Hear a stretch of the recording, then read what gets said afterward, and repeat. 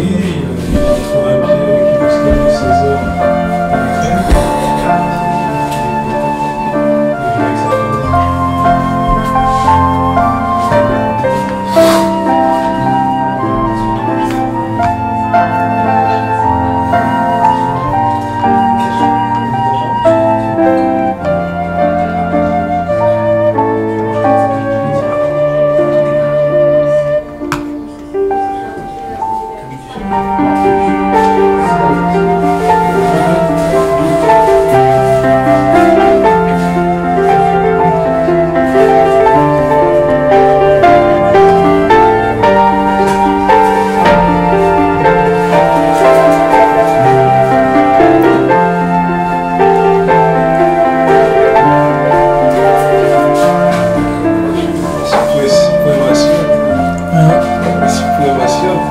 Ouais.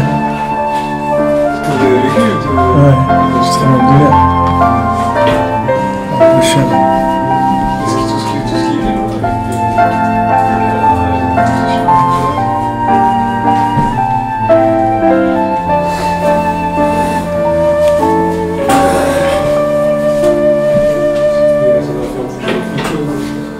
ça va faire bouger beaucoup de choses. Ah ouais.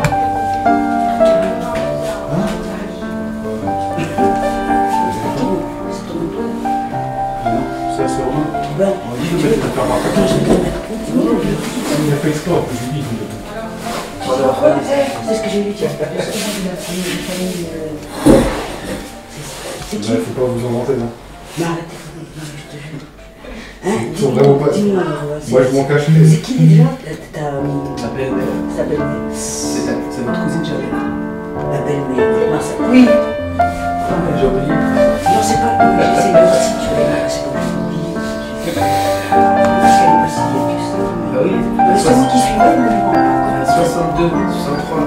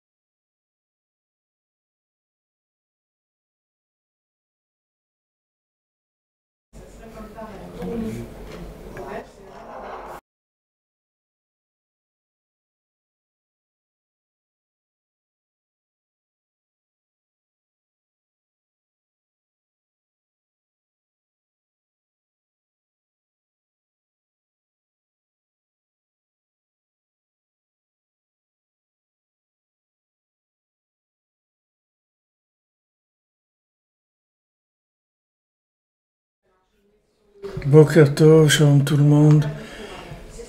Content de vous retrouver. J'espère que ça fonctionne, que vous avez le son, l'image.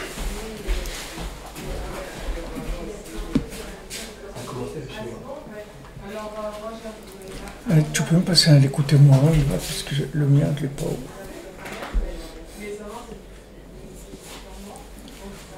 Celui-là, il y a la tourne. Impeccable. Ça va bas.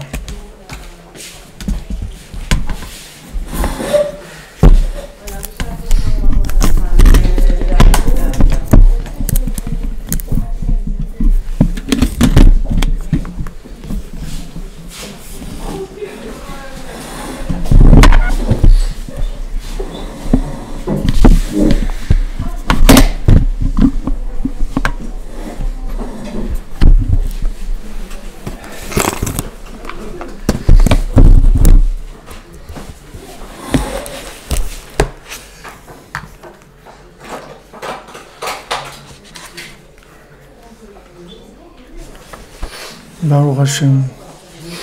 Alors, Chodesh Tov, Boker Tov, Chodesh Tov, Chodesh Adar Bet, avec toutes les brachot depuis Cher Rabbeinu, depuis Ouman, avec tous nos amis qui sont là. Ils sont venus de partout, même peut-être du sud de l'Italie, je ne sais pas, mais en tout cas ils sont là. Baruch Hashem. Alors on fait le shiur pour l'Ilou Nishmat Serar Batsara Doré, Yitzhak Loski. Vous dites dans Facebook, il y a un décalage entre l'image et le son.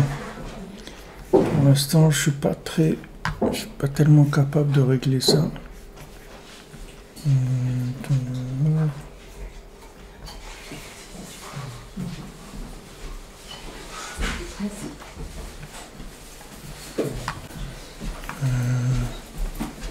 Décalage son-image, je peux rien faire. C'est la bande passante qui fait ça.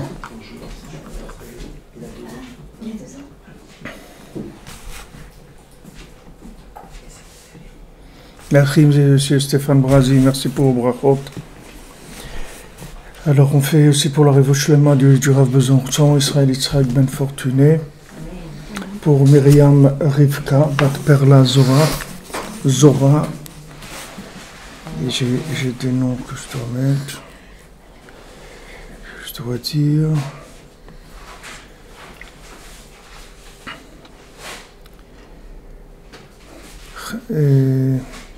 Chaya Catherine Batester, Refoua Shlema, Nefesh Vegouf.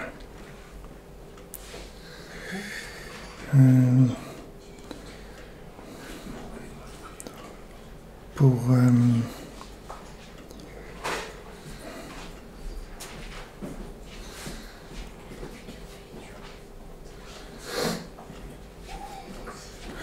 Laurence Surtana Batrachel, David Ben Mesoda Cohen, Laura Lies Chavat Chaya Daniel, et Léon Nishmat aussi la maman de Laura, et Chaya Daniel Aléa Shalom.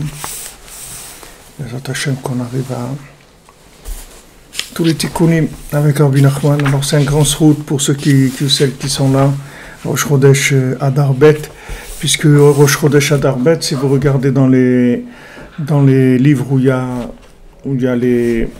un peu les explications kabbalistiques, alors chaque mois de l'année il a son explication kabbalistique, il a ses assemblages des noms d'Hachem on doit penser dans le Moussaf quand on dit la bracha de Mechadesh de Rosh Chodesh, alors on pense à une formule du nom d'Hachem. Mais le mois de Adar Bet, c'est toutes les formules existantes du nom d'Hachem. C'est-à-dire on les dit même pas explicitement, parce qu'on peut pas dire tout ce qu'il y a, mais on dit voilà, toutes les formules qui existent du nom d'Hachem. C'est-à-dire que c'est un mois vraiment exceptionnel. À part, c'est comme le 13e mois, les gens qui touchent le 13e mois, ils sont contents parce qu'ils n'ont pas travaillé, d'accord? Ça, c'est la même chose, c'est le 13e mois, il n'est pas dans les mazalot, il n'est pas dans le système astral. Donc c'est un mois qui n'est pas drivé par aucune loi naturelle. Il n'y a aucune loi naturelle, il n'y a pas de logique dedans. Normalement, les 12 mois, quelqu'un qui est né dans tel mois, il est bélier, l'autre il est comme ça, etc. C'est-à-dire qu'il y a une influence astrale sur la personne. Et il y a une influence astrale sur les 12 mois de l'année. Mais le 13e mois, il n'y a aucune influence astrale. C'est Hachem Mamash, le Tzadik Mamash, toutes les énergies divines, tout ce qui dépasse complètement toutes les lois naturelles. Donc c'est vraiment un mois où on peut avoir beaucoup de joie et on doit avoir beaucoup de joie. Et aussi demander beaucoup parce que c'est gratuit. Tout le monde a droit. Tout le monde y a droit parce que c'est gratuit. Donc il faut juste sortir du mauvais œil de Amalek. Refoua Shlema pour Noah Chaya Bat Esther. il faut sortir du mauvais œil de les Nishmat, c'est les Shloshim de Patricia Elisabeth Bat Avraham. Que Bezat Hashem Rabbi Nachman il s'occupe de son âme et il la répare complètement, Bezat Hashem. Alors le mauvais œil de Amalek, c'est toujours Amalek, il est là pour essayer de nous limiter dans nos perspectives, dans notre audace, et de nous dire mais non quand même pour qui tu te prends, etc. Mais là il n'y a pas besoin de dire pour qui tu te prends, parce qu'on ne peut pas se prendre pour quelque chose et ce moi il n'existe pas. C'est pas un moi où il y a une existence logique. Donc même c'est des questions qui n'existent pas. Donc il n'y a pas pour qui je me prends.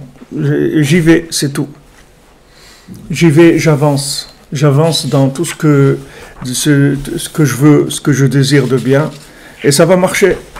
Donc il faut profiter pour surtout ceux qui sont là, Baruch Hashem, à côté de la tombe de Rabbi Nachman, que ici c'est Purim toute l'année. Toute l'année, il y a la lumière de Mordechai ici. Toute l'année, c'est Purim. Sur la tombe de Rabbi Nachman, c'est-à-dire il y a ce principe-là toute l'année qui est clair ici, mais c'est sûr que dans le jour, dans les jours de Hadar, surtout Rosh Chodesh Hadar, on a 2 jours, Baruch Hashem, aujourd'hui et demain. Donc il ne faut pas hésiter dans les demandes, dans la joie, dans manifester tout ce qu'on peut de bien à Hachem, demander tout ce qu'on veut demander pour soi-même, pour les autres, pour toute l'humanité, demander de sortir du mauvais œil.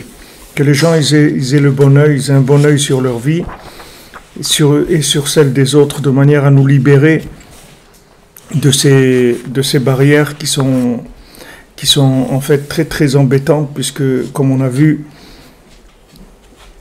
que maintenant l'œil des autres on peut pas le nier complètement, puisque on a uniquement l'œil de notre corps déjà, on peut pas le nier complètement.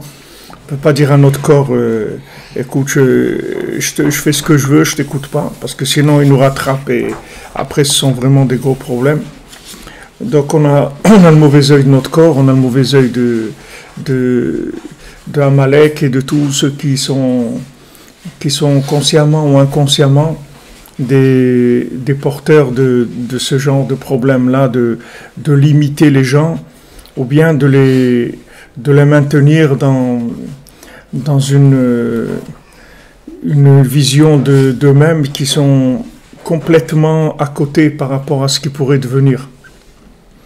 Je pense que c'est la plus grande souffrance qu'on va avoir après 120 ans qu'on va quitter ce monde.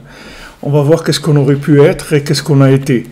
Qu'est-ce qu'on aurait pu être tellement facilement. On ne dit pas maintenant qu'est-ce qu'on aurait pu être si on s'était entraîné au javelot pendant 20 ans à faire du javelot, qu'on aurait pu arriver à envoyer un javelot à 30 mètres ou à 40 mètres. C'est pas ça qu'on va regretter. On va regretter qu'on n'a même pas commencé à exploiter ce qu'on est, c'est-à-dire être nous-mêmes, c'est tout. Pas maintenant le voisin, ou pas être un grand rave, ou pas être un grand professeur, un grand philosophe, un grand prophète ou une grande prophétesse. Non, uniquement de ne pas avoir été nous-mêmes. Je pense que c'est la plus grande souffrance qui existe. Je pense, mais Rabbi Nachman il dit, c'est-à-dire qu'il dit que la plus grande souffrance qui existe après la mort, c'est la honte. C'est la honte, c'est-à-dire que, vous voyez, quelqu'un qui était milliardaire et qui vivait comme un clochard. Toute sa vie, il a vécu comme un clochard, il dormait dans les bouches de métro, il mendiait et tout. Et en fait, il était milliardaire, mais on ne lui a pas laissé savoir qu'il était milliardaire, et lui aussi, il n'a pas cherché à savoir. Parce que s'il cherchait à savoir, alors petit à petit, il aurait commencé à découvrir des forces en lui extraordinaires, des choses qui dépassent toutes les images de lui-même. Il faut comprendre qu'on est formaté dans ce qu'on est, ce qu'on voit de nous-mêmes, on est formaté. Il y a que vous savez, tous les gens en fait, si vous voyez un peu les grands personnages, c'est-à-dire les gens qui arrivent à des choses dans ce monde-là, vous voyez qu'en fait, ils sont tous malades. C'est tous des malades mentaux.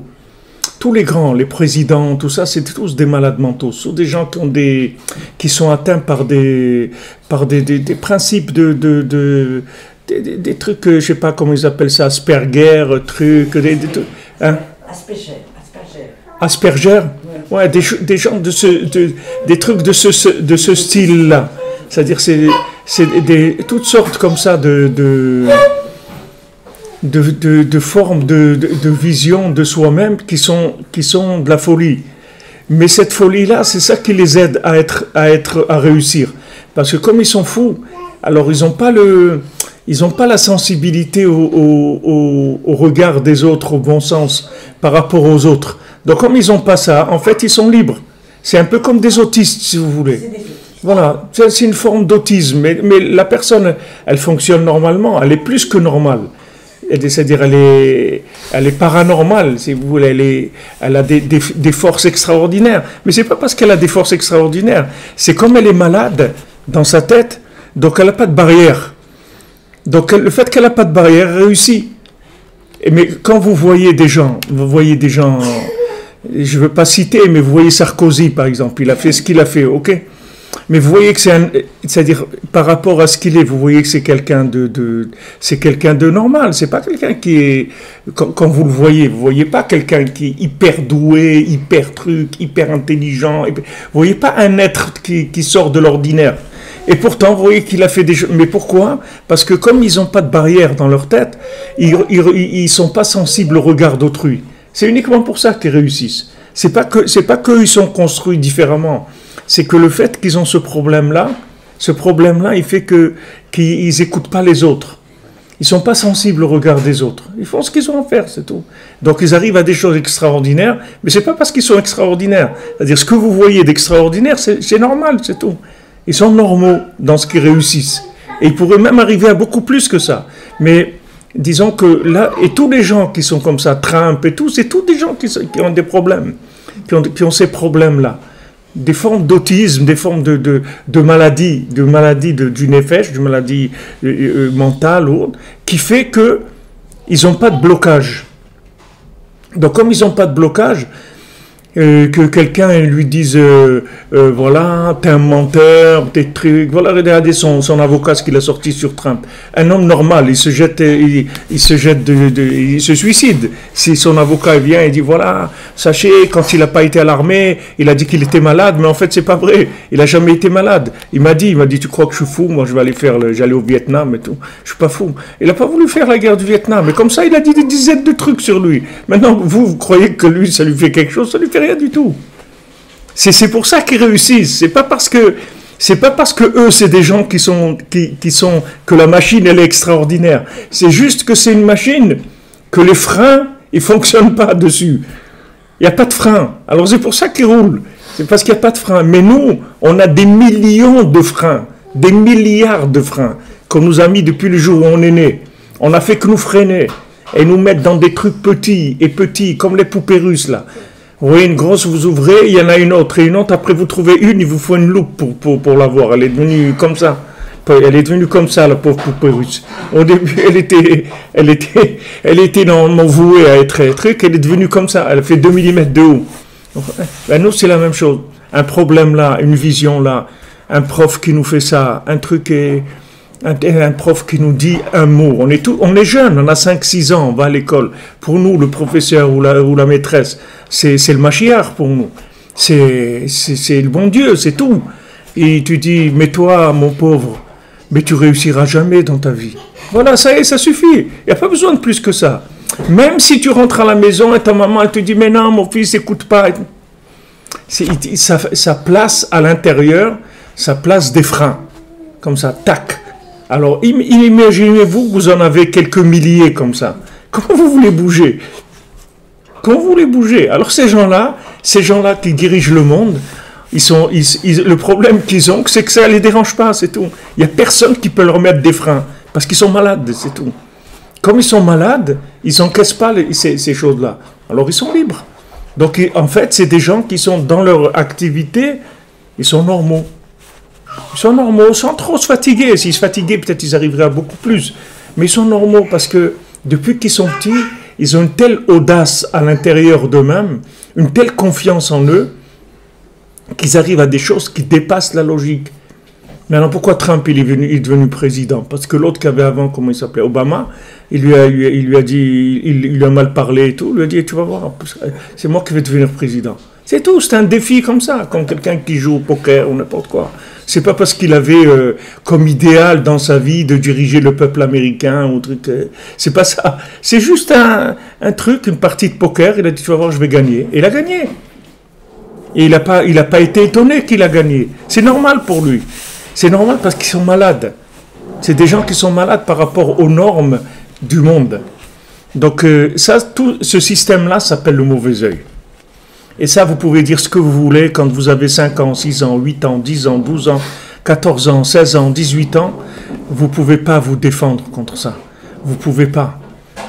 À moins que vous ayez vécu dans une atmosphère que vous ayez été vraiment dans un cocon d'une maman qui vous aime énormément et qui a confiance en vous et qui vous a tout le temps boosté, qui vous a toutes sortes de choses pour essayer de limiter la casse. Mais elle ne peut pas complètement vous enlever ça. Elle peut pas complètement vous... Alors la plupart des gens, ils sont limités. Ils sont limités, c'est-à-dire ils sont, comment on dit ça, il y a un mot là pour... Ils sont bridés, voilà, bridés. Bridé. Avant, il y avait des trucs comme ça dans les voitures, bridés, c'est-à-dire on appuyait sur l'accélérateur, ça ne pouvait pas arriver plus que 90. Les scooters. Ouais. Les scooters, c'est comme ça. Ouais, pour pas que les gens ils s'envolent, c'est-à-dire ils les brident. Alors aujourd'hui, comme la plupart des gens ils sont bridés, on en fait des esclaves pour les systèmes, c'est tout.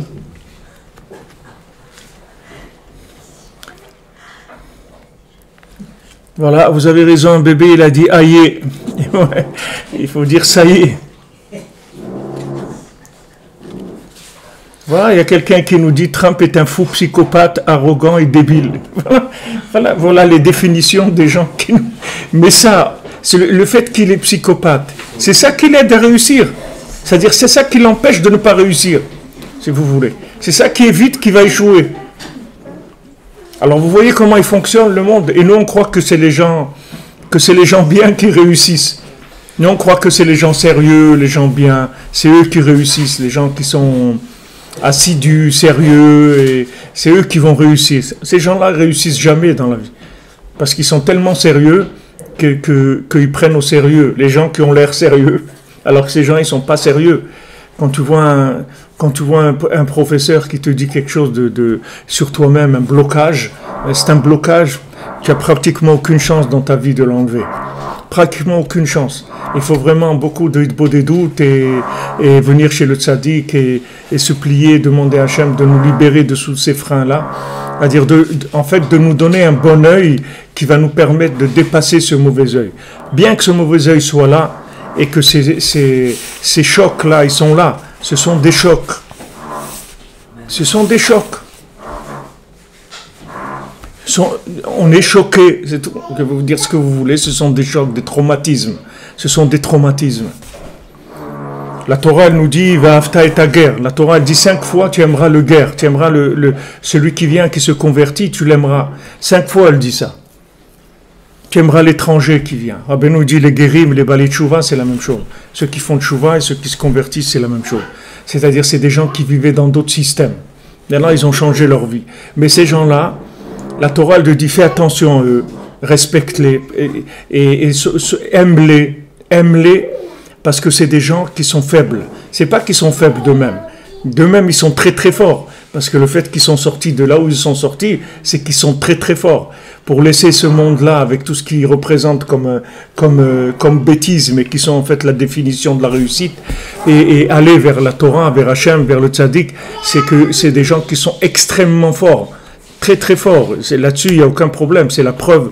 Le fait que quelqu'un se rapproche d'Hachem, qui fait tchouva, ou même qu'il arrive à se convertir ou rentrer dans le monde de la émouna, de la prière, c'est qu'il est très très fort. Seulement, la machine, elle a été énormément bridée par l'œil des autres. Parce que pour arriver à faire sortir ce poussin de l'œuf, il a fallu se battre. Et quand il a commencé à sortir le bout juste du bec, et un petit peu, juste un demi-millimètre, il a commencé à se faire détruire complètement. Complètement. Combien de gens qui sont convertis ou qui ont fait tchouva, et trucs, leurs parents, ils n'ont même pas assisté à leur mariage. Elle dit, ah bon, tu fais ça? Sache que moi et ta mère, on ne vient pas à ton mariage. Imaginez-vous, quelqu'un, il se marie, ses parents, ils ne sont pas là. Ok, il va dire, je m'en fous. Je m'en fous. D'accord, il dit que ça... Mais c'est pas vrai. Il s'en fout pas. Ça veut dire qu'il manque il manque l'appui des officiels. C'est-à-dire que c'est un mariage qui n'est pas officiel. Ok, il dit, j'en ai rien à faire, moi, officiel ou pas, je fais ma vie. Ok, ça c'est ce qu'il dit. Mais à l'intérieur de lui, il y a quelque chose qui dérange. Ça dérange. Comment je peux me marier? Comment mes parents, ils ne sont pas à mon mariage? Il y a quelque chose qui dérange. Ça veut dire, c'est comme si le chemin qu'il a pris, il ne sera jamais accepté officiellement. Donc, il y a quelque chose qui n'est pas dans les normes. Ça dérange. Et Rabbi Nachman, il ne veut pas ça. Rabbi Nachman, il veut qu'on arrive à la plus grande folie, mais on la normalise. Parce que si Rabbi Nachman, il voulait de la folie non normalisée, il aurait amené le Mashiach depuis longtemps. Ça fait longtemps que Rabbi Nachman, il aurait amené le Mashiach. S'il voulait de la vérité non normalisée. Mais la vérité non normalisée, c'est de la folie. Et Rabbi Nachman, il ne veut pas que le Mashiach, ça vienne dans un souffle de folie. Il veut que ça vienne dans une réalité qui soit acceptable par tout le monde. Par les plus grands fous, qui sont les gens normaux, si vous voulez, et par les gens les plus normaux, qui sont les plus fous. C'est-à-dire que tout le monde accepte cette réalité-là. Et quand les tzadikim, ils ont venu à le Mashiach, quand les tzadikim, ils ont voulu amener un Mashiach, Rabbi Nachman, il a dit non. Pourquoi vous voulez amener le Mashiach maintenant? Si vous amenez le Mashiach, et que le Mashiach, il n'a pas été reconnu par toute l'humanité, alors il y a un problème dans son message. Il y a un problème. Il faut que son message, il arrive à toute personne sur terre. C'est pas, Rabbi Nachman ne dit même pas toute personne, les animaux, les plantes, les pierres, tout le monde. Tout le monde, tout ce qui vit doit reconnaître Hachem.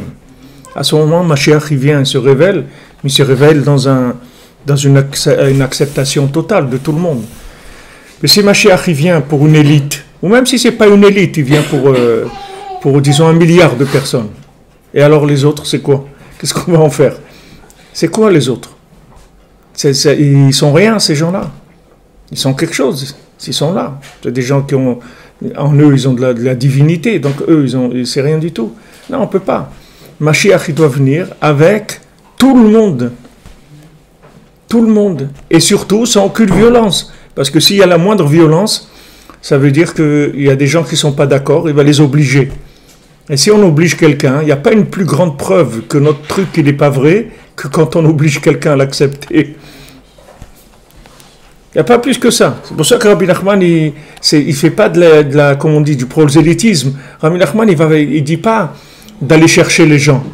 Rabbi Nachman, il dit, tu parles de mon enseignement sans arrêt. Tu enseignes sans arrêt, tu ne t'arrêtes pas d'enseigner, d'imprimer des livres, de proposer les livres et tout, mais tu n'agresses pas les gens. Parce que si tu as agressé quelqu'un, en fait, tu as profané le nom d'Hachem. Parce que ça veut dire que Hachem, il a besoin de gens qui soient agressifs pour pouvoir instaurer sa vérité. Et ça, il n'y a pas une plus grande profanation du nom d'Hachem que ça. À de l'agressivité pour instaurer le nom d'Hachem, ça veut dire quoi ça? Pour dire à quelqu'un Hachem est miséricordieux, Hachem il t'aime, tu vas lui mettre des gifles pour ça. C'est quoi ça? C'est quoi cet enseignement-là? C'est quoi? Regarde, réfléchis, c'est quoi? Tu viens te dire à quelqu'un, regarde, je te propose la chose la plus belle qui existe au monde, la plus grande merveille, la plus grande vérité du monde. Mais je vais être obligé de te frapper pour que tu l'acceptes. Mais il y a un problème. Il y a un problème. Pas dans la vérité. Il y a un problème dans ta façon dans l'emballage. Ton article, il est mal emballé. Il emballe personne, en fait. Parce qu'il est mal emballé. Tu comprends? Il est mal emballé. Il y a un problème. C'est ça qui est d'extraordinaire ici à Ouman. toute l'année, et à Rosh Hashanah encore plus, vous voyez ça, parce qu'il y a beaucoup de monde. Mais vous avez toutes sortes de gens, vous avez les plus grands drogués de Miami, et des trucs, et les plus grands professeurs, et les plus grands rabbinim, et les gens avec des trucs, avec des pinces trucs là, dans le nez, des trucs dans le nez, dans les oreilles, dans les yeux, dans la bouche, sur les lèvres, sur la langue, toutes sortes de gens, tout ce qui peut exister comme style dans l'humanité. Alors là, ça va, si on est assis tous ensemble, on est d'accord sur une base, même si après la façon de le vivre, développer, tout chacun il a son style, mais il a sa façon de le vivre. Mais au moins on est d'accord sur une base, qu'il y a Hachem dans le monde, que Hachem il est bon, que Hachem il attend nos prières, il veut qu'on ait de la tolérance entre nous, qu'on s'accepte, etc. Mais si maintenant tu utilises la moindre rigueur, la moindre violence, et la violence, c'est pas obligé que ce soit une violence physique, ça peut être une violence aussi dans la démarche de comment imposer la vérité. Une violence, ça peut être une violence intellectuelle, ça peut. Aujourd'hui, on voit qu'il y a des cas où on accuse les gens d'avoir fait de la persécution sur des gens psychologiques ou des trucs. Avant, c'est des choses qu'on n'en parlait même pas. Mais aujourd'hui, les gens commencent à être sensibles à ça. Ils voient qu'il y a des êtres qui sont faibles et qu'il y a des gens qui se rendent compte qu'ils sont faibles. Ils commencent à les persécuter psychologiquement pour qu'ils arrivent à des fins qui intéressent les autres ou pas, ou juste pour s'amuser, ou parce que les autres ils sont malades, ils les amènent à des choses. Et aujourd'hui, ça c'est puni par la loi. Ça commence à être des choses qui sont reconnues comme étant un problème. Et si quelqu'un il prouve qu'il a été persécuté, il a été persécuté psychologiquement, et c'est pour ça qu'il est dans cet état ou qu'il travaille pas ou n'importe quoi. La personne, on va lui faire des choses qui vont l'aider à se remettre sur pied, s'il peut, même s'il restera un peu boiteux, mais à se remettre sur pied un petit peu. Donc aujourd'hui, c'est des notions qui arrivent dans le monde. Pourquoi? Parce que ce principe-là, il commence à être reconnu, qu'il n'y a pas de la loi du plus fort. On n'est plus dans la loi du plus fort. Alors si tu veux maintenant amener la vérité dans le monde, c'est surtout pas avec de la violence. Tu vas pas amener ni avec de l'agressivité, ni avec des lavages de cerveau. Il faut que tu arrives à ce que la façon de la présenter soit acceptable par tout le monde, c'est tout. Par les gens les plus, comme il dit Rabbi Nathan, par les gens les plus forts et par les gens les plus faibles, les mêmes. Tous ils doivent arriver à vivre cette vérité-là, sans différence, sans aucune différence. Le jour où tu peux faire accepter à la personne la plus faible, ça veut dire qu'elle a été le plus influencée par le rapport de logique de la matière. C'est-à-dire que la personne elle a peur elle a des soucis d'existence, de subsistance, etc. Donc elle est très dépendante de tout ce qu'il y a autour d'elle, etc. Donc c'est des gens faibles. Et les gens les plus forts, c'est les gens les plus indépendants, les plus fous, ceux qui ont tous ces trucs dans leur tête là, qui les libèrent et qui leur permet de faire des choses. Que tous ces gens-là, ils acceptent cette vérité. En ce moment-là, tu peux dire voilà, ça c'est la vérité, on l'a accepté par tout le monde. Mais sinon, ce sont des propositions, c'est tout.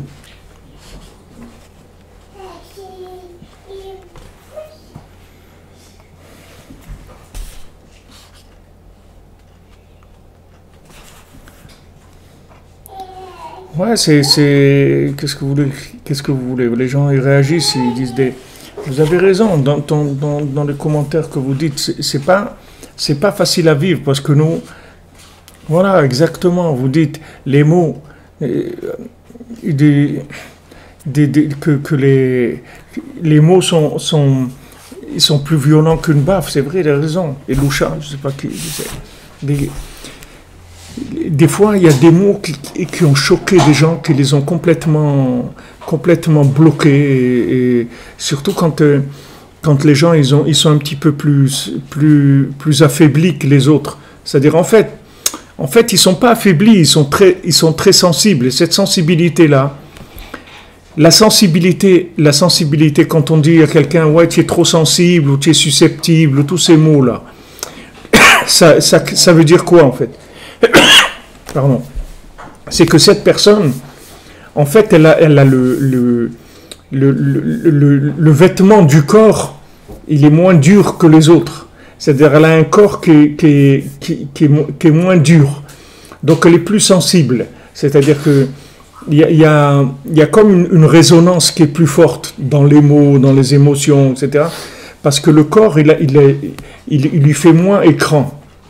Il fait moins écran. Il y a des gens qui ont des corps très rustres. Alors ils sont forts, ils peuvent attaquer des situations comme physiquement, ils arrivent à vivre des choses difficiles, etc. Il y a des gens que non, ils sont plus faibles physiquement. Alors il y a des gens dans la spiritualité que représente leur corps, ils ont un corps qui est plus faible, c'est-à-dire qui a déjà été plus tanné. La peau, elle a été tannée déjà. Rabbi Nachman, il dit, moi je veux que si on prend votre peau, la peau de votre corps, et qu'on la retourne, qu'on trouve aucune trace de ce monde en dessous de la peau, que tout a été nettoyé, tanné complètement. Il rapporte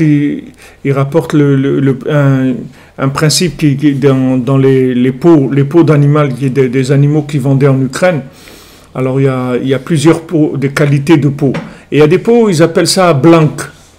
Blanc, ça veut dire, elle est blanche. C'est pas qu'elle est blanche, blanc. Blanc, ça veut dire qu'elle a été tellement tannée que même si tu prends la peau de l'intérieur et tu sens, tu vas pas sentir l'odeur de la bête du tout. C'est-à-dire, elle a été tellement nettoyée qu'il reste aucune trace. Alors Rabbeinu dit, je veux que sur vous, on puisse dire blanc. C'est-à-dire qu'il reste aucune trace de ce monde, aucune odeur de ce monde. Regardez Rabbi Nachman comment il a confiance en nous déjà, à quoi on peut arriver. C'est extraordinaire, parce que si le maître il attend ça de toi, ça veut dire que tu peux. Ah, maintenant tu dis comment et tout, et bon, tu vas écouter ce qu'il va te dire, tu vas commencer surtout à prendre confiance en toi. Ça c'est au-dessus de tout.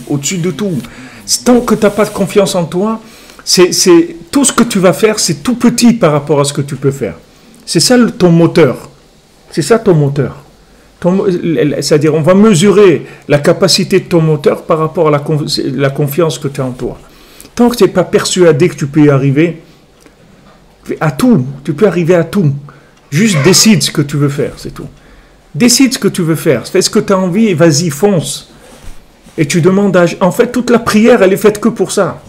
Toute la prière, elle est faite que de sentir Hachem avec nous, pour pouvoir avoir confiance en nous et avoir confiance en lui automatiquement. Quand Rabbi Nachman dit, si tu n'as pas confiance en toi, tu ne peux pas croire en Dieu. Tu ne peux pas croire en Dieu. Il y a des gens qui disent, ouais, Dieu, il est miséricordieux, il est bon, etc. Ok, mais est-ce que toi, tu crois en toi? Il dit, non, moi, je suis quelqu'un de nul, etc. Bon, si tu dis que tu es nul, tu ne crois pas en Dieu. Parce que Dieu, il ne crée pas des nuls. Dieu, il ne crée que des génies, c'est tout. Il n'y a que des génies sur Terre. Mais c'est des génies qui sont passés... Ils sont passés tellement, ils ont eu des traitements tellement durs que ils peuvent pas, c'est tout. Ils peuvent pas y arriver. Alors Rabbi Nachman il est là pour te reconstruire, c'est tout. Il y a des gens, c'est des fois dans leur vie professionnelle. Il y a des gens, c'est dans leur mariage. Il y a des gens, c'est leurs parents. Il y a des gens que c'est des amis. Il y a toutes sortes de mauvais œils qui viennent de tous les côtés. Et des fois on a pu vivre avec des gens que, au lieu de nous aider à grandir, en fait, ils nous aidaient à nous réduire, à nous rendre de plus en plus petits, jusqu'à qu'on se contente si on arrive juste à trouver un petit trou, où dormir et manger, et c'est tout. On cherche que ça, mais t'as pas besoin, il vaut mieux partir. Tu vas passer ta vie dans un trou à manger, à dormir, mais va-t'en, jette-toi du balcon tout de suite, qu'est-ce que tu vas faire? C'est pour ça, c'est pas la peine de rester là. Tu vas rester quelques dizaines d'années à quoi faire? Pour manger, dormir dans un trou, c'est pas la peine de rester là. Il n'y a rien à faire ici. Pour ça, il y a pas l'autre monde, il est beaucoup mieux. Tu auras pas un trou et tu auras pas un truc. Tu vas être beaucoup mieux qu'ici. C'est pas la peine de rester là. Si c'est pour ça, c'est pas la peine. Si on est là, c'est parce qu'on peut faire des affaires. Si on est sur le marché, c'est parce qu'on va faire des affaires. Si on est sur le marché pour essayer de trouver des mégots de cigarettes que les gens ils ont jetés par terre, c'est pas la peine d'aller au marché à 5h du matin et de te lever, de passer une journée dehors, etc. pour ramasser des mégots de cigarettes. Si tu vas au marché, c'est que tu vas faire des affaires, c'est que tu t'imagines que tu vas pouvoir faire des affaires. Sinon, tu n'as rien à faire sur le marché. Tu n'as rien à faire du tout, c'est dommage, reste chez toi, reste dormir, c'est tout, pour ramasser des mégots, tu n'as pas besoin. Pas besoin de ça. Alors on est là pourquoi? Si maintenant on est arrivé à nous tellement nous enfermer notre esprit dans des petitesses comme ça, nous atrophier mentalement, nous atrophier dans la confiance en nous, de croire qu'on n'est pas beau, qu'on n'est pas intelligent, qu'on n'est pas... Mais qu'est-ce qu'il y a besoin? C'est Hachem qui m'a fait. Hachem, il fait des gens qui ne sont pas beaux. Hachem, tout ce qu'il fait, c'est beau. Ah, maintenant à TF1, tu n'as pas été classé comme les beautés du monde. Ok, c'est son problème de TF1, c'est pas mon problème. Moi, j'ai pas de problème avec ça. C'est-à-dire que tous ces regards-là, ces analyses, ça enferme. Et à des moments, ça sort. Quand on vient chez Rabbi Nachman, ça sort. Je vous ai raconté, une fois, il y avait un monsieur de Bordeaux ici qui avait la cinquantaine. Il est venu pour la première fois au Rosh Hashanah. Il y a longtemps, il y a une vingtaine d'années déjà. Il était là, c'est-à-dire aujourd'hui, il doit avoir 70 ans, ce monsieur. Il est venu ici, à Ouman, à Rosh Hashanah, et il passait dans tous les appartements où il y avait des Français. Et Mamash, il criait, il a eu une crise comme ça, il disait « On m'a volé ma vie, on m'a volé ma vie. Je savais pas que ça existait.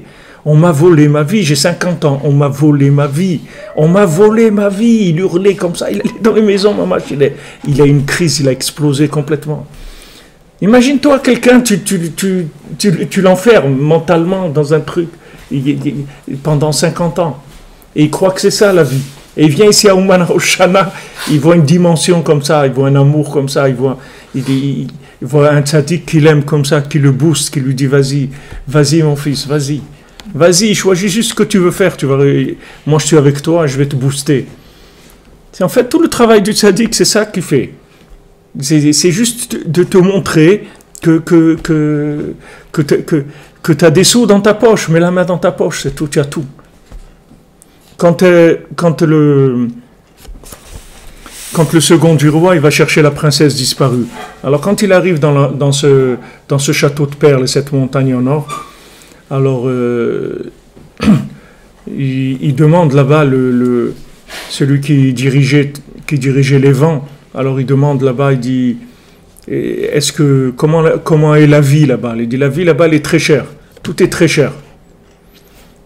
Alors, il dit au second du roi, il dit, voilà, je vais te donner une petite pochette, et chaque fois que tu auras besoin d'argent, tu mets ta main dans cette pochette-là, et tu auras ce que tu as besoin, parce qu'il va te falloir du temps pour la faire sortir. Tu vas pas arriver à faire sortir la princesse disparue tout de suite. Ça va te prendre du temps, et pendant ce temps-là, tu as besoin de vivre, et là-bas, tout est cher, donc voilà, je te donne. En fait, c'est quoi cette pochette-là? Pourquoi il ne lui donne pas plusieurs millions d'euros ou un truc comme ça, il lui dit voilà, tu auras de quoi vivre. Non, il lui donne en fait, il lui donne le secret de la confiance en lui.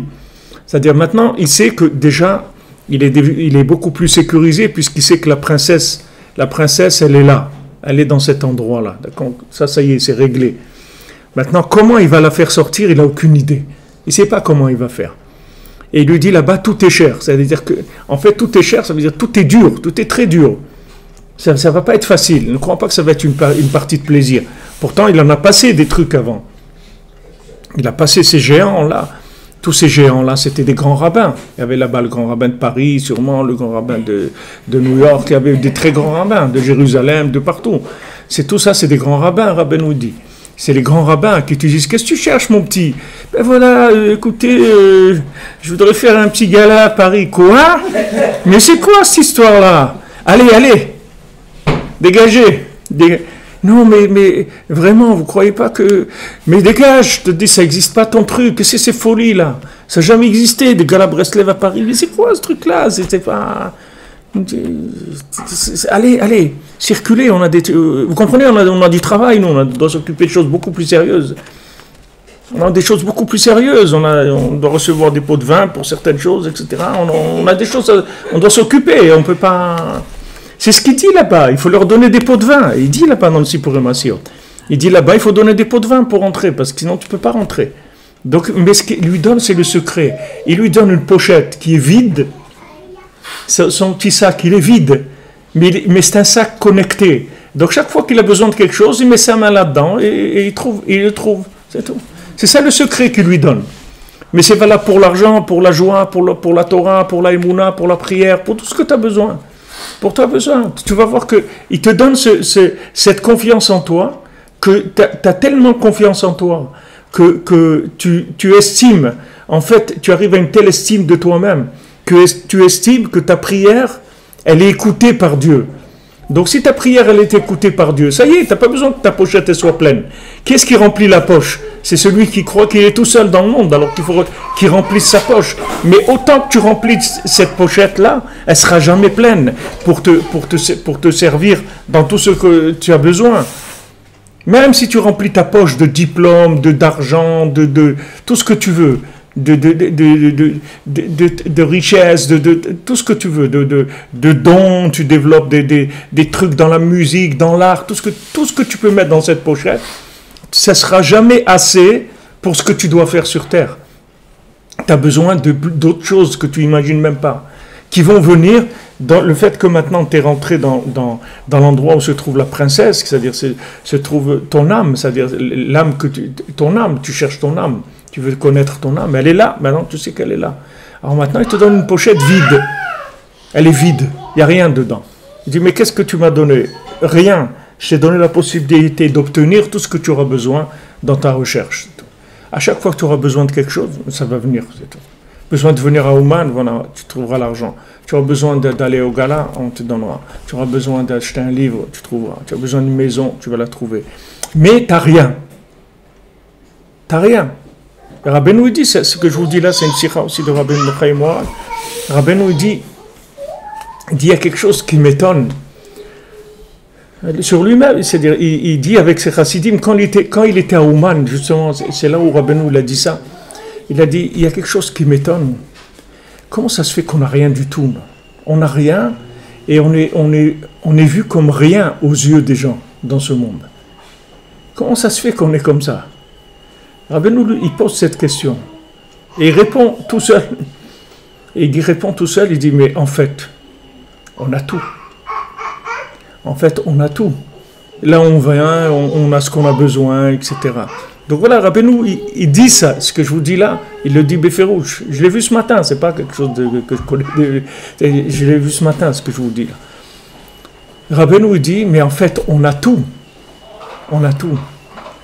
Et il dit là-bas, il dit les tzadikim qui a de nos jours, il parle à son époque, il dit ils sont tellement loin, ils sont tellement bas comme tzadikim, que s'ils étaient un petit peu plus avancés, s'ils voyaient ce que je fais à Ouman, ce que je suis en train de faire à Ouman, combien de délices Hachem a chaque seconde je suis à Ouman, avec toutes les réparations que je suis en train de faire, tous ces tzadikim, ils seraient venus embrasser mes pieds, embrasser la terre sur laquelle je marche. Mais qu'est-ce qu'on peut faire? C'est des tzadikim de petit niveau, ils ne voient rien du tout de ce que je suis en train de faire. Ils n'ont aucune conscience de ce que tu es en train de faire. Alors vous voyez la contradiction. D'un côté, vous faites partie de l'aventure la plus extraordinaire qui a jamais existé depuis la création du monde. Vous faites partie de la chose la plus grande qui est, du plus grand projet, le plus audacieux, le plus merveilleux qui ait jamais existé. Et d'un autre côté, votre sac, il est vide. C'est-à-dire que quand vous essayez de faire une analyse sur les acquis ou les trucs, il n'y a rien. Il n'y a rien. Alors c'est difficile parce que s'il n'y a pas une émouna, une confiance vraiment forte, on a l'impression à des moments qu'on est nul. On dit, mais on n'a rien. Mais regarde mon voisin, sa petite pochette, au moins il a un sandwich dedans, il a un truc et tout. J'ai rien dans ma pochette. C'est-à-dire que tu vas trouver dans la pochette que si tu as confiance en toi et que tu as confiance en Hachem. Alors ta pochette, elle se remplit à l'infini. Il y a tout dedans. Tout ce que tu vas avoir besoin. Mais il faut que tu aies confiance en toi, que tu vas faire quelque chose.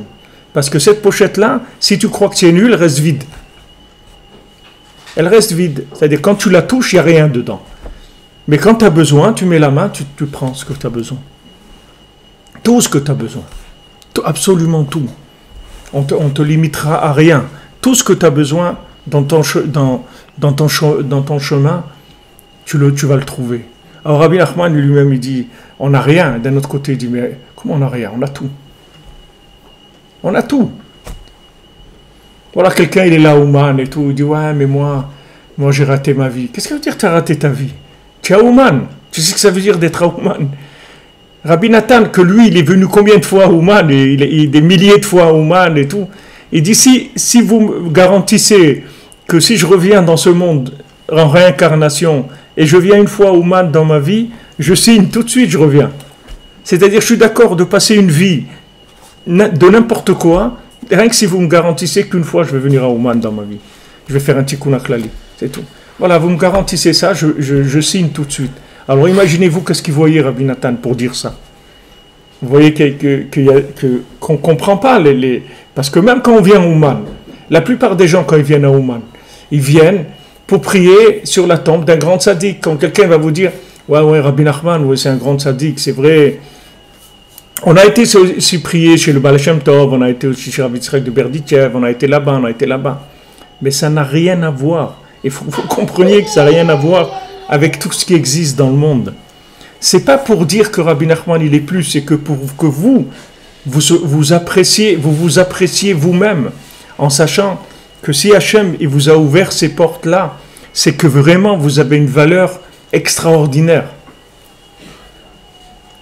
Comme tout le monde. Mais vous, cette valeur, elle est exploitable tout de suite. C'est-à-dire, vous pouvez la monnayer tout de suite.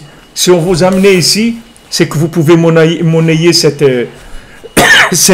valeur tout de suite. C'est-à-dire que vous êtes apte à faire vivre le potentiel qu'il y a en vous, l'âme qu'il y a en vous. Vous allez pouvoir commencer à faire des choses extraordinaires. Et une fois que vous êtes rentré là-dedans, les seules choses qu'il faut vous méfier, c'est des religieux, des rabbins, parce que c'est les seuls qui risquent de vous rentrer dans de l'atrophie mentale. Il faut faire très attention. C'est-à-dire qu'il faut faire la Torah, tout ce qu'il y a à faire et tout, mais il faut faire attention à l'œil des gens qui sont les officiels à l'intérieur, parce que c'est très très dangereux, extrêmement dangereux. Lui, il a rencontré des géants. C'est pas des gens qui c'est pas des dealers qu'il a rencontrés, c'est pas des dealers. Les dealers, c'est rien du tout. Les dealers, c'est rien du tout par rapport. Ces géants-là, c'est des gens, ils attaquent directement le fond de la personne. Et ils sont grands, ils sont impressionnants. C'est des géants. Il dit que c'est des gens qui n'existent pas du tout dans les endroits où il y a les humains. C'est des gens qui sont dans le désert. C'est-à-dire, c'est des gens très très grands, très très forts. Alors eux, quand ils te disent ça n'existe pas, oh là là, tu vas commencer à... Il va falloir que tu te mettes à pleurer, parce que sinon tu ne vas pas pouvoir tenir. Si tu ne fais pas une crise comme un petit enfant, que tu ne commences pas à taper par terre et taper ta tête contre le mur, tu ne vas pas arriver. Parce que ces gens-là, ils sont très impressionnants. Très très impressionnants. Tu dis, mais non, quand même, il faudrait voir des trucs et tout. Oh là là, tout est vu déjà. Moi je fonce, c'est tout. Mais où tu vas? Moi, je vais chercher la princesse disparue. Mais c'est quoi ce truc-là? Ça existe. Je dis que ça existe.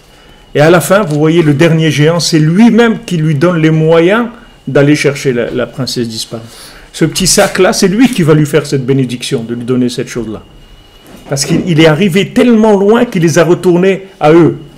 Eux-mêmes, il les a retournés. Eux-mêmes, il les a retournés.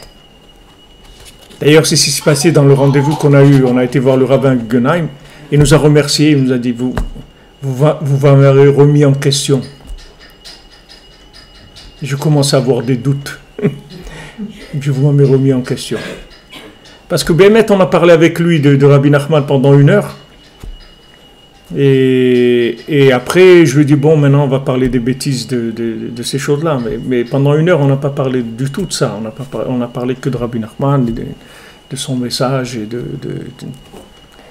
C'était extraordinaire. Et après, on a parlé des trucs comme ça.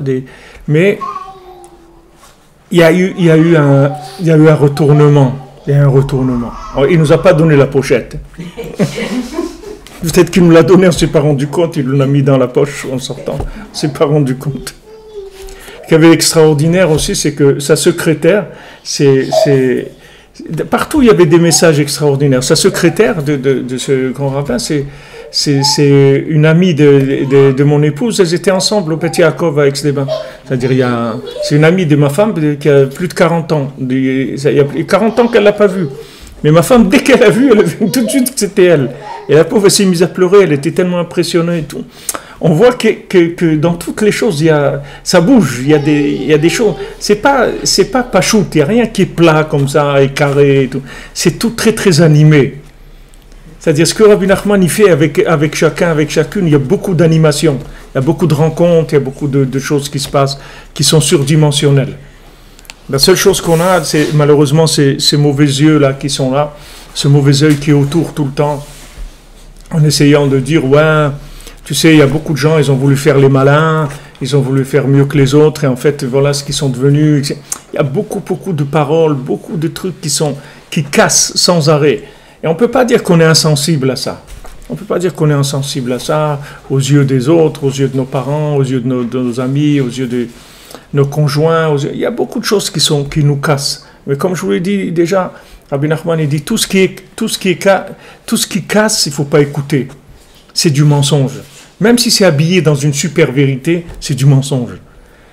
Parce que si la chose, elle me casse, c'est du mensonge. Rabbi Nathan dit ça pour les plus grands. Il dit, voilà, le livre, le Réchit Chochma, qui est un livre de Moussar, un livre de morale extraordinaire, du Rav Devidas, qui était un des Talmidim du Harizal. C'est un livre de Moussar extraordinaire, d'un niveau très très élevé. Mais Rabbi Nathan, il dit, si quand tu lis ce livre de morale, ça te casse, tu n'as pas le droit de le lire. Il ne faut pas que tu le lises. Parce que lui, il n'a pas écrit ce livre pour te casser. Il a écrit ce livre pour des gens qui sont capables d'écouter ce message et que ça les encourage. Mais toi, si tu vois la description des traitements qu'il y a dans l'enfer pour les gens qui ont fait ça et tout, qu'est-ce que tu vas faire? Tu vas tomber dans le désespoir. Donc, ce n'est pas pour toi, tu ne le lis pas. Donc, toute vérité qui nous casse, c'est du mensonge. Pas de la vérité. C'est vrai, mais pas pour moi. Tu m'excuses, c'est pas pour moi, c'est tout. Comme quelqu'un qui est malade. Quelqu'un il est malade, il ne peut pas manger du sucre, par exemple. Alors on dit, voilà, je t'ai fait un super gâteau sucré et tout. Il dit, c'est très bon, mais je ne peux pas. Mais c'est très bon, je sais que c'est très bon, mais pas pour moi. Moi, ça va me tuer, je ne peux pas manger ça. C'est dangereux pour moi. Je ne peux pas manger, c'est ça. Je suis malade, c'est tout. Alors nous, on est malade du mauvais œil. On ne peut pas supporter le mauvais œil. On est malade, on est sensible à ça. Dès que quelqu'un nous regarde de travers dans ce qu'on est en train de faire, ça nous casse. On va s'arrêter. Donc il faut faire très attention, il faut éviter ces gens-là. Et si on n'arrive pas à les éviter, il faut être blindé quand on va avec de la prière, avec Khatsot, avec le Bodedut, avec Tikkun HaKlali. Il faut se blinder, il faut se mettre une armure, une carapace, parce que sinon, le message il rentre, il nous casse. Même s'il ne nous casse pas complètement, mais déjà un petit peu. Alors après, on met la main dans la pochette, on ne trouve pas tout ce qu'on avait besoin. Mais ce n'est pas parce que la pochette, elle peut te donner tout. Il y a tout dans cette petite pochette-là. Tout ce que tu as besoin. Seulement, le problème, c'est que tu as été diminué dans ta confiance en toi, donc tu ne peux pas avoir confiance dans Hachem. Alors on dit, mais non, voilà, nous on a confiance, on prie, on fait des choses par rapport à Dieu, etc. C'est vrai, mais tu tournes à 5% de ce que tu peux obtenir. 5%, tu tournes à 5% de ce que tu peux obtenir. C'est dommage. Je dis, mais alors je vais demander encore. Avant de demander encore, il faut que tu sois sûr que tu es quelqu'un de bien. Il faut que tu sois convaincu de ça. Il faut que tu te le répètes tout au long de la journée. Je suis quelqu'un de bien, je suis quelqu'un de capable. Je peux arriver à toute la mission pour laquelle je suis venu sur Terre. Je suis sûr que je vais y arriver. J'ai aucun doute sur ça. Comment, j'en sais rien. Ce n'est pas mon problème. Le comment, il est dans la petite pochette. Mais la petite pochette, elle attend juste que tu sois persuadé, c'est tout. Comme dans les Sipurim Massiot, le conte du fils du roi, le fils de la servante. Imaginez-vous ça. Vous pouvez pas avoir une plus grande violation d'individu qu'un fils de roi qui a été élevé comme un fils de servante. Il n'y a pas pire que ça. Qu'est-ce qu'il fait un fils de servante? Bon, alors, Jeannot, tu vas au truc là, tu nous ramènes ça, tu fais ça, ok. Et la vache là, pourquoi tu l'as laissée? Mais on t'a dit déjà, ouais, ok, d'accord, j'y vais, truc. Voilà. Et ça, c'est un roi. Cet homme-là, c'est un prince, c'est le fils du roi. Et il a grandi dans la maison de la servante. Et il croit dans l'emballage, il croit qu'il est un fils de servante. Mais à l'intérieur, il est malade. Parce que lui, c'est un fils de roi. Il a la sensibilité d'un prince. Tu peux pas lui dire, va faire ça, va nettoyer les tables, des trucs et tout. Il peut pas, il est malade, le bonhomme. Il peut pas. Alors, quand tu le regardes, tu vas lui dire, mais t'es un malade, toi, mais quoi? D'aller nettoyer les tables, ça te fait vomir, ça te truc. Mais quoi, tu peux pas être comme tout le monde? Mais il peut pas être comme tout le monde. C'est un prince. On l'a inversé, on l'a mis dans une maison d'une servante. Comment tu veux qu'il soit bien? Alors les gens, ils te regardent de travers. Tous les gens, ils le regardent de travers. Et lui, il n'est pas bien. Il n'est pas bien. Heureusement qu'Hachem, il fait que même le fils de servante qui lui a pris sa place, lui aussi, il prend des coups sur la tête. C'est pas que lui qui prend les coups. L'autre aussi prend des coups sur la tête. Jusqu'à que les deux ils prennent assez de coups sur la tête pour pouvoir arriver à un dénominateur commun où ils vont se rencontrer, ils vont se faire les passages de pouvoir. C'est-à-dire que le fils de servante, le fils de la servante qui a pris la place du prince, en fait, il va se vendre au prince pour un peu de pain, parce qu'ils n'ont plus de rien de quoi manger. Donc ça y est, la chose s'est inversée. Et lui, il devient son maître, le prince. Donc d'ailleurs, ça y est, les choses commencent à se mettre en place. Comme Mordechai avec Haman. Mordechai, il avait un papier où c'était écrit dessus que Haman, c'était son esclave. Il avait ce passage, parce qu'il avait acheté Haman comme esclave. Mais lui, Haman, il était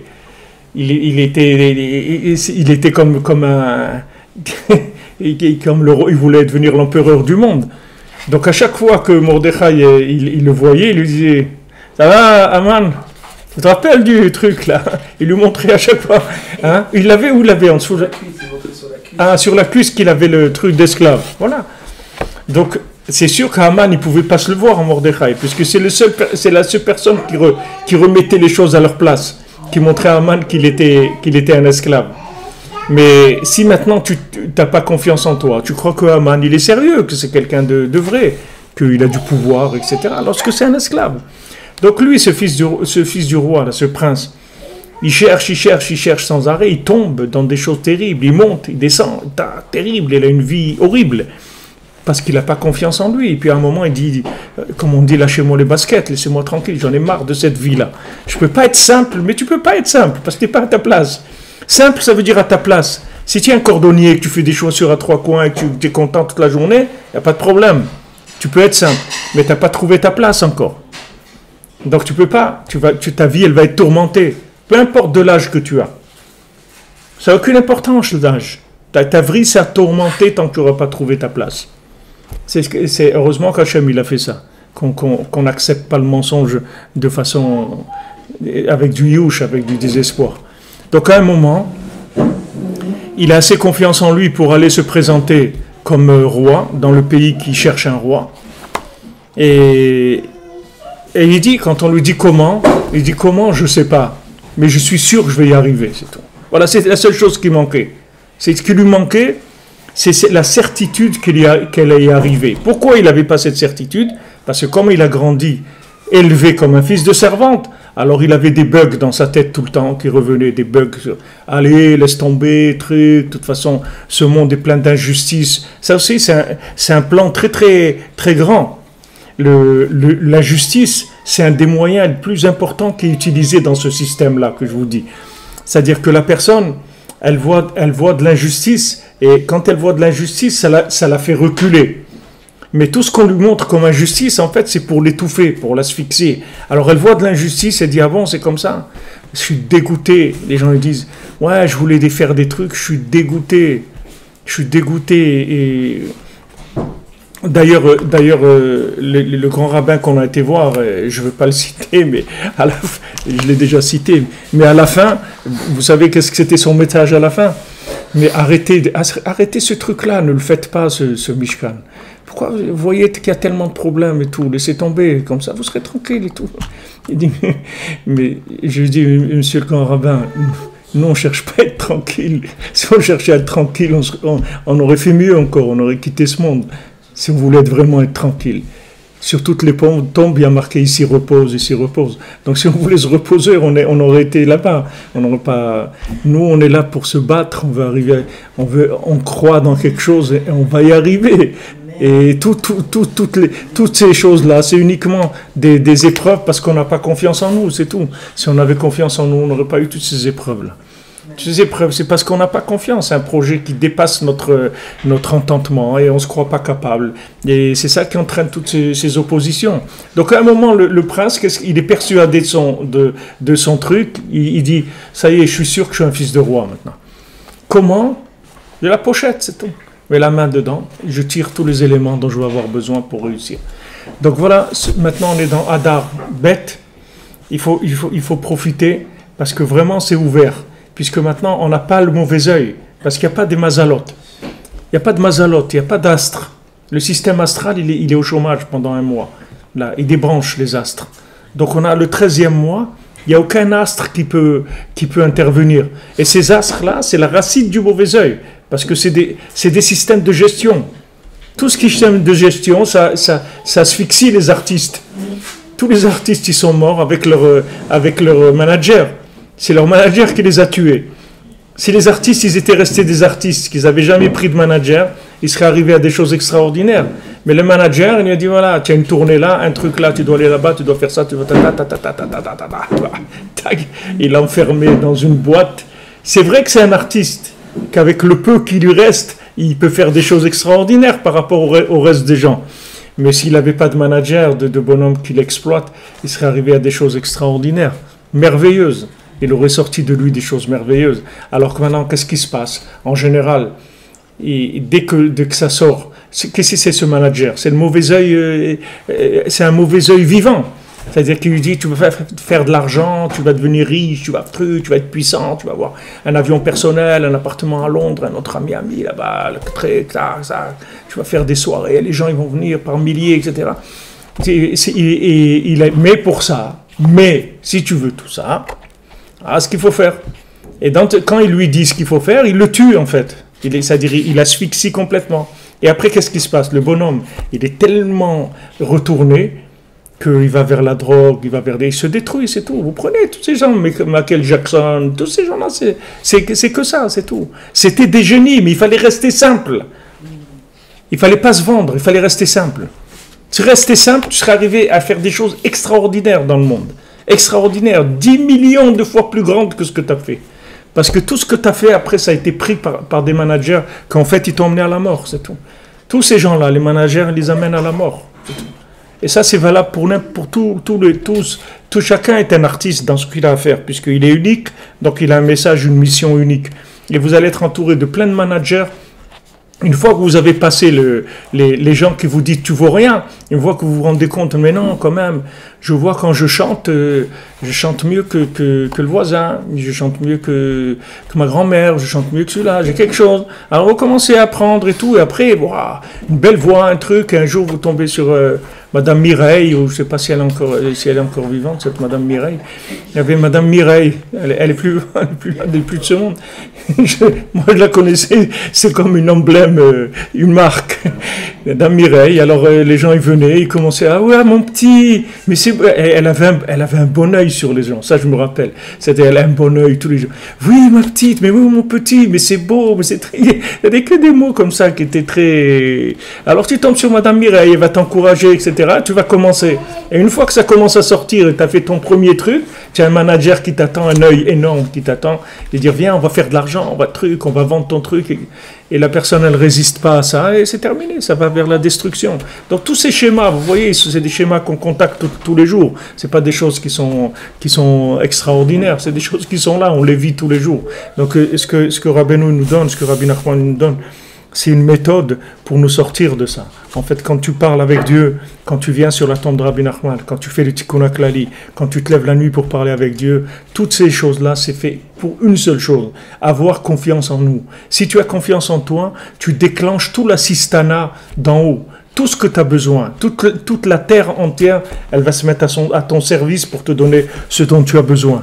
Donc ce mois de Hadar, il faut vraiment profiter, avoir de la simcha, parce que Rabbeinu dit que si on n'a pas de simcha, le manque de simcha, c'est l'atrophie mentale. C'est-à-dire le fait qu'on n'a pas de joie, ça atrophie le cerveau, il ne marche pas le cerveau. Quand on est triste, le cerveau ne fonctionne pas.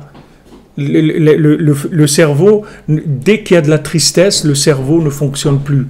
Donc il y a une obligation à être joyeux, et surtout maintenant dans ce mois de Hadar là, Marbim Besimcha, beaucoup de joie, parce qu'on a besoin d'avoir l'esprit libre, parce qu'on a des concepts à atteindre, des choses, on a des buts à atteindre extraordinaires. Le principal, c'est que ce mois-là, on doit se remplir complètement de confiance en nous, de savoir que oui, je vais y arriver, oui, c'est possible, et je suis sûr que je vais y arriver. Et tout celui qui me dira le contraire, je ne veux pas le croire. Je ne veux pas le croire. De toute façon, il faut arriver à un moment d'une telle folie qu'il faut se dire, moi je prends le risque de toute façon. De toute façon, qu'est-ce que je risque? À vivre une vie de minable comme les gens, je n'ai pas besoin. Une vie médiocre où je vais m'ennuyer toute la journée, je vais être triste, je veux pas. Je veux vivre ma vie, c'est tout. Il faut arriver jusqu'à l'absurde, vous voyez, jusqu'à l'absurde de démarrer à partir de là, en voyant que ce monde, de toute façon, il est absurde. Quand quelqu'un a dit à Rabbi Nachman, il a dit, mais Rabbi Nachman, si j'étudie toute la journée, toute la nuit, je vais pas avoir de quoi manger. Alors Rabbi Nachman lui dit, alors? Il dit, mais si j'ai pas de quoi manger, je vais mourir. Alors Rabbi Nachman lui dit, alors? De toute façon, il faut mourir, alors qu'est-ce que ça change? Vous voyez, il l'a amené à l'absurde. Et lui, il croyait qu'il allait faire l'impressionner à Rabbi Nachman, quand lui dit, ouais, mais si j'étudie tout le jour, toute la nuit, j'ai plus rien à manger, je vais mourir. Il dit, alors, qu'est-ce qu'il y a? Qu'est-ce qu'il y a d'essayer de mourir? C'est un truc, qu'est-ce qu'il y a? Tout le monde meurt, qu'est-ce qu'il y a? Non, mais je vais mourir, et alors? Tout le monde meurt, qu'est-ce qu'il y a?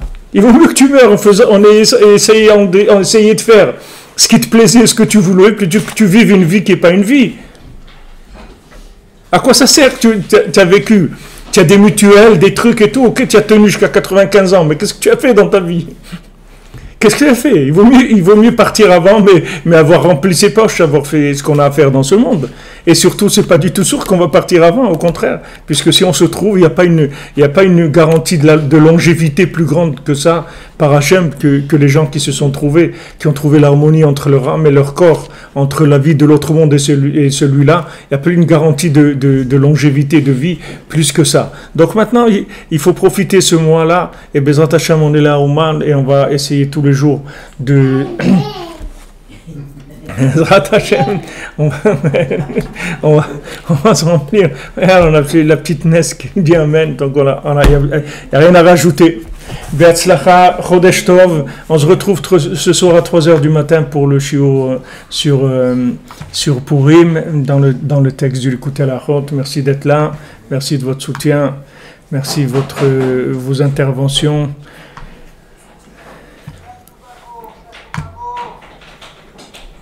On prie pour vous, M. Terrier, on prie pour tout le monde, pour tous ceux qui sont là, tous ceux qui voudraient être là, qui ne sont pas là, pour ceux qui ne savent même pas que ça existe, et qui s'ils savaient que ça existe, ils seraient en train de faire la queue depuis Kiev pour venir à pied jusqu'à Ouman. Bezrat Hashem, Be'atzlacha, que des bonnes nouvelles, et on continue, Bezrat Hashem.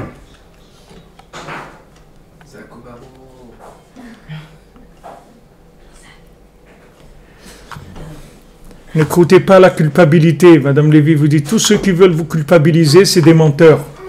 Peut-être qu'ils ont raison, mais pas par rapport à vous. Pas par rapport à vous.